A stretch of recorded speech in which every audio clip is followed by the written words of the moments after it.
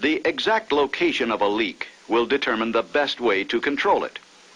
For instance, when an angle valve is leaking from the packing gland, the easiest way to control the leak is to simply close the valve. If closing the valve fails to stop the leak, the solution may be to tighten the packing gland nuts. Be sure each nut is tightened equally using wrench number 110 from the C-kit. If, however, an ammonia test shows that the valve is still leaking, apply the 6A hood from the kit.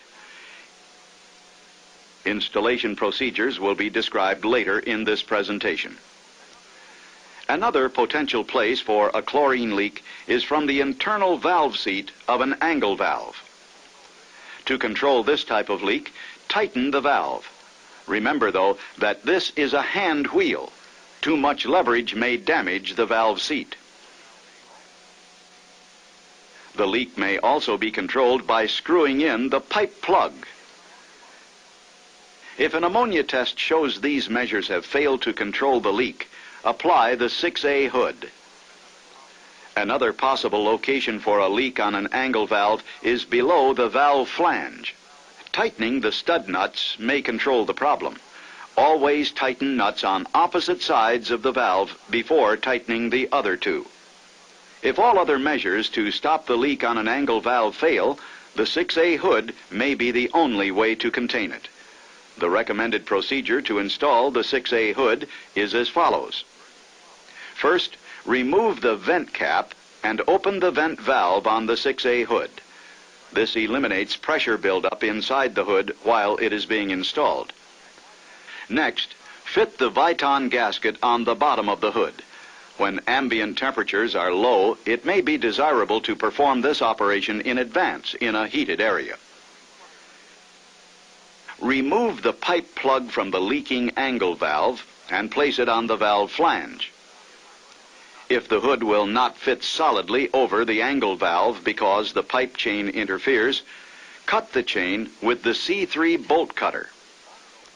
Also, if the paint on the manway cover is loose or uneven, smooth the surface using the C2 paint scraper. Double check the 6A hood to make sure that the vent valve is open. Then place the hood over the valve. While one man is working with the hood, another man should be putting the yoke assembly together. With the hood positioned securely, place the yoke over the hood. The hooks on each end of the yoke must be hooked through the two portholes in the dome wall.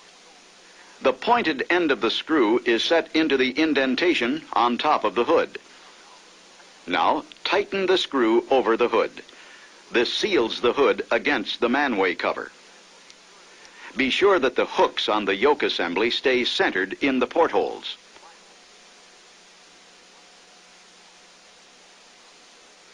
Finally, close the vent valve on the hood and test for leaks.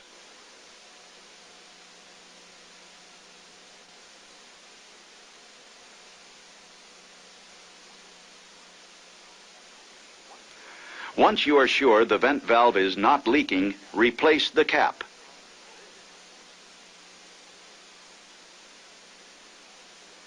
This is how the total assembly of hood and yoke should look.